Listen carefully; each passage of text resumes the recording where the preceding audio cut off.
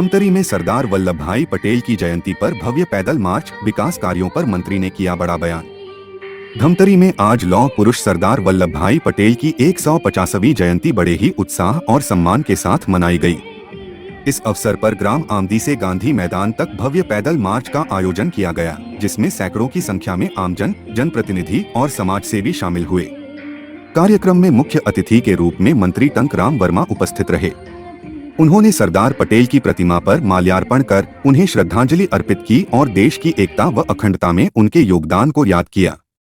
अपने संबोधन में मंत्री वर्मा ने कहा कि छत्तीसगढ़ में विकास कार्य लगातार जारी हैं और राज्य सरकार की प्राथमिकता जनता की मूलभूत सुविधाओं को मजबूत करना है। उन्होंने विपक्ष पर निशाना साधते हुए कहा कि कांग्रेस केवल बयानबाजी में व्यस्त है, जबकि हमारी सरकार धरातल पर काम कर रही है।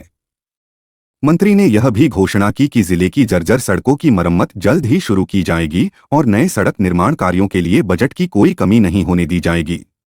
मार्च के दौरान युवाओं ने हाथों में बैनर पोस्टर लेकर एकता में शक्ति है के नारे लगाए। पूरे मार्ग में देशभक्ति का माहौल देखने को मिला और अंत में गांधी मैदान में राष्ट्रगान के साथ कार्यक्रम का समापन किया गया। क्या चाहोगे मैं इसका news channel script, anchor plus voice over style या प्रिंट न्यूज़पेपर रिपोर्टिंग फॉर्मेट में तैयार कर दूं। ये अवसर है सरदार वल्लभ भाई पटेल को स्मरण करने का।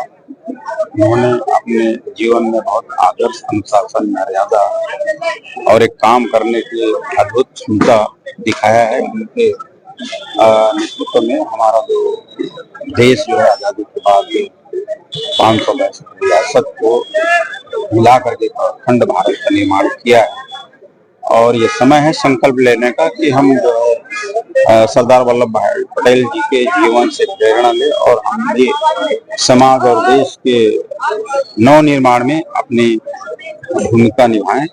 मैं आप सबको भी बहुत बहुत बधाई देता हूँ। देखिए, भाजपा कमजोर नहीं हो रही, भाजपा स्ट्रांग हो रही है। देश के किसी कोने में जो अन्य पार्टी की सरकार है, वहाँ भी भारतीय जनता पार्टी कब्जा कर रही है। और बात करें विकास की, तो हमारे जो 20 महीने की जो यात्रा है, पिछले जो 5 साल कांग्रेस की सरकार रही, उससे कई गुना अधिक है। आज यहाँ पे छत्तीसगढ़ में छत्तीसगढ़ विधानसभा के समय की जो बड़ी बड़ी घोषणाएं थी, आज धरातल पे दिख रही है और लोगों को उनका फायदा मिल रहा है।